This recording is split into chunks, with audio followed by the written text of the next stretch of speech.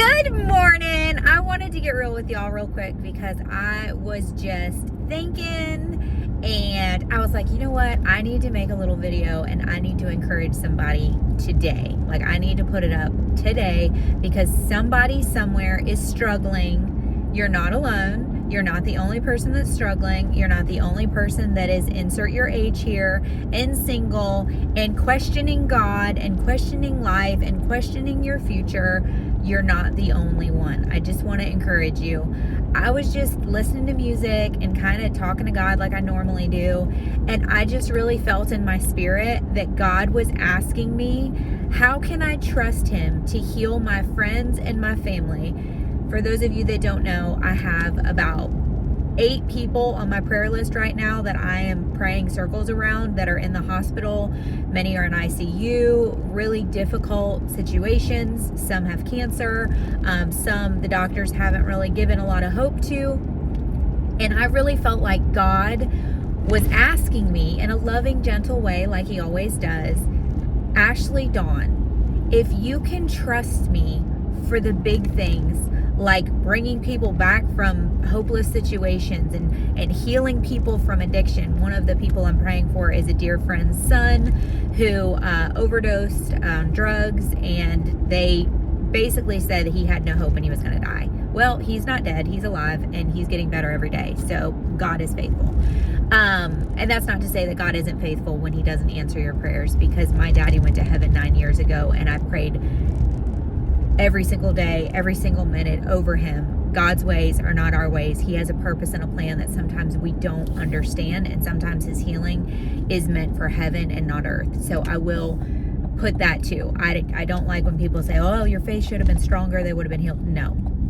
God is God and we are not, and we can pray and we can ask and we can storm the heavens, but at the end of the day, God's plan is God's plan. And He has a purpose and a plan, and I trust in both of those things. So I just really felt like God was speaking to my heart this morning and saying, Ashley Dawn, if you can trust me to bring people back from the dead. He brought my dad back from the dead when he was run over by a drunk driver at 65 miles per hour standing in the median of the road when I was in high school. If you can trust me, if I have proven myself to bring people back from the dead, to heal bones, to heal minds, to heal brains, to heal all of the things. If you can trust me, if you can trust me to give your friends babies when the doctors say that they're barren and they'll never have kids, if you can trust me to heal your friends, if you can trust me to give you a house, and granted, I don't own my house, I rent, but I'm very grateful. If you can trust me to give you a house 27 days before a devastating hurricane comes to town and wrecks the house that you were living in, that you would have died in. If you can trust me for that, you can trust me with your heart and you can trust me with your future, because both of those things are far more valuable. Sometimes I'm speaking for myself, I limit God and I question His ability and I question His desire and I question if He can do something or if He even wants to do it. Especially with my heart and especially with my love life. I am a little Hallmark princess, fairy tale princess, head in the clouds. I'm a hopeless romantic. I've watched the greatest love story I've ever seen, my mom and dad, my whole life, and I've always wanted that too. And it's very easy for the enemy to speak to my mind and make me think that I'm too old, I'm 39, it's never gonna happen, I'm never gonna have what my parents have. It's very easy for the enemy to say that and for me to believe it. Well, every guy I've ever met has lied to me, has cheated on me, has been an excessive drinker, has gotten into drugs, has wasted away their life. I don't live my life like that. I don't want to be with somebody who does. And it's very easy for the enemy to just get in there and just speak fear and defeat and want to convince me to settle for something. Well, it's better than nothing. No, it's not. No, it is not. A penny is not better than nothing when $1 million is waiting for you. I know it's not about money. It's about the inheritance of God. It's about having a godly marriage and a godly relationship instead of just something so you can say you're not lonely. If I can trust God to heal my friends, which I do, and I have been praying every day for my friends and my aunt, and if I can trust God for miracles, I can also trust God that in His perfect timing, He will bring someone into my life.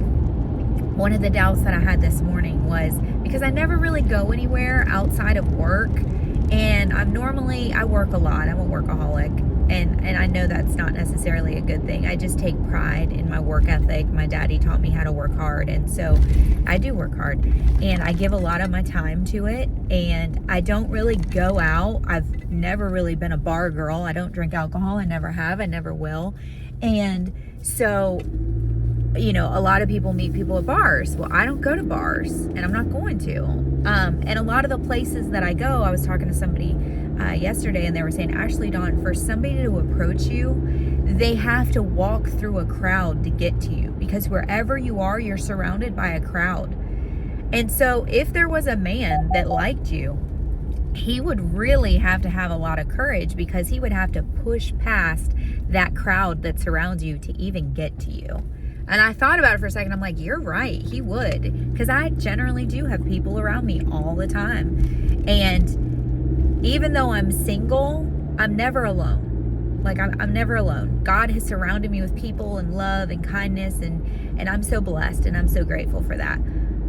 But if a guy was interested in me, it would have to take a lot for him to have the courage, which I couldn't be with an insecure man to begin with, to approach me. And there are a lot of insecure men out there that are intimidated by me because I'm strong and because I'm not insecure and I don't need validation. I get my validation from Jesus. And so I understand that it would be difficult. But do I believe in God? Do I believe that God is bigger than a difficulty? Do I believe that God is bigger than me not going out? Do I believe that God is bigger than my little hometown? Because that was another thing. Well, there's nobody here that I don't know. I'm born and raised in the same area. I've never really moved away. I've never gone to college away, you know, and done the whole big, huge university thing and met some stranger that is from, you know, a million miles away. Do I trust God? Do I trust that no matter where I live, what I do, what I don't do, God in His perfect timing will bring the man that He has created for me into my life? Do I believe that? Do I trust God? That was my little talk this morning, and I just wanted to share it with you because maybe you're going through the same thing. I just wanted to encourage you, you can trust God. No matter where you live, no matter how old you are, no matter what life has looked like in the past for you, you can trust God. You can trust God to bring you the man or woman, if you're a guy watching this, that He has for you. But don't settle. Don't settle for a penny when there's $1 billion with your name on it. Don't settle for comfort or settle for somebody that'll make the loneliness feel less lonely. You'll be doing yourself a disservice. And it probably isn't the person that God has for you, and it just might take you away from Jesus. It just might ruin your relationship with God and make you stumble. So wait for the one that the Lord has for you. Don't rush. You can trust Him. That's my encouragement for the day. It's short, it's sweet, but it's true. If you can trust God for the big miracles in your life, which you can also trust Him to protect your heart, to guard your heart, to keep it safe, and to only give it to a person who's worthy of it. I love you. God loves you way more. You are seen, you are celebrated, and you are oh so very loved. I love y'all. Catch you in the next one.